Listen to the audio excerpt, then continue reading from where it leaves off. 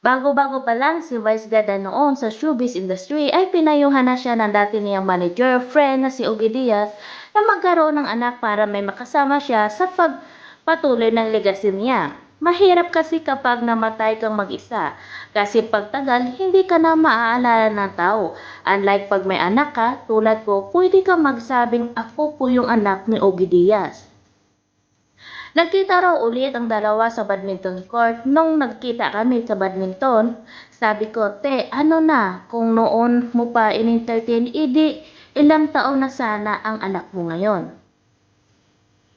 Dati raw kasi kapag binabanggit ni Ogie na mag-anak na ang kabog-kabol phenomenal star ay nandidiri. Sabi niya, Vice, hindi ko naman kaya yun.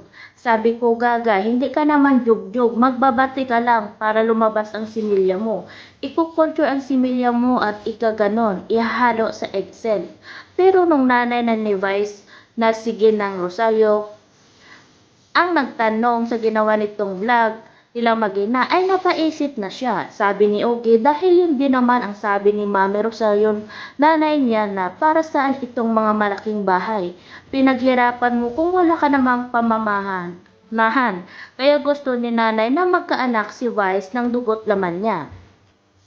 Not necessarily jug-jug siya ng girl kasi may ibang way diba sa Thailand na pagpunta mo roon mamimili ka ng mga Excel. Doon na ang may-ari, architect, engineer, doktora para sa talino ng bata.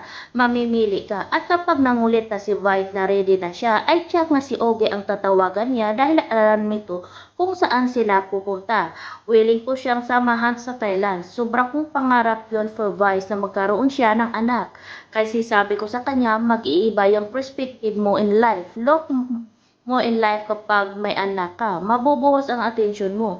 Nandiyan iingatan mo lalo ang sarili mo kasi gusto mong maabotang magkaapo ka sa anak mo. Kwento ni Ogie sa panayam namin sa kanya. Ang perfect example na nainggit kay Ogie sa pagkakaroon ng mga anak ay ang tinaguriang Lord of Sins na si Joel Cruz, na sa kasalukuyan ay may 8 anak na dahil 4 na pares ang kambal niya sa iisang ina. Si Joel Cruz ninong niya ng anak kong pangatlo. Nung umatin binyag wala pa siyang anak. Sabi niya, gusto ko rin ng ganyan, Ogie, mga anak. Gusto ko yung similya ko doon sa Excel. Uhayan, kinabog pa ako ni Joel Cruz, 8 ang anak niya. Ako 5 lang, kwento ng talent manager ni Liza Soberano. At kaya raw puro kambal ang anak ng nasa Russia, ginawa ay dahil sinadyang pagsamahin ang dalawang sperm cell at egg cell. Sa Russia, legal yung ganon. Iisa lang yung nanay. Alam ko yung first 4 kambal na nanay mismo.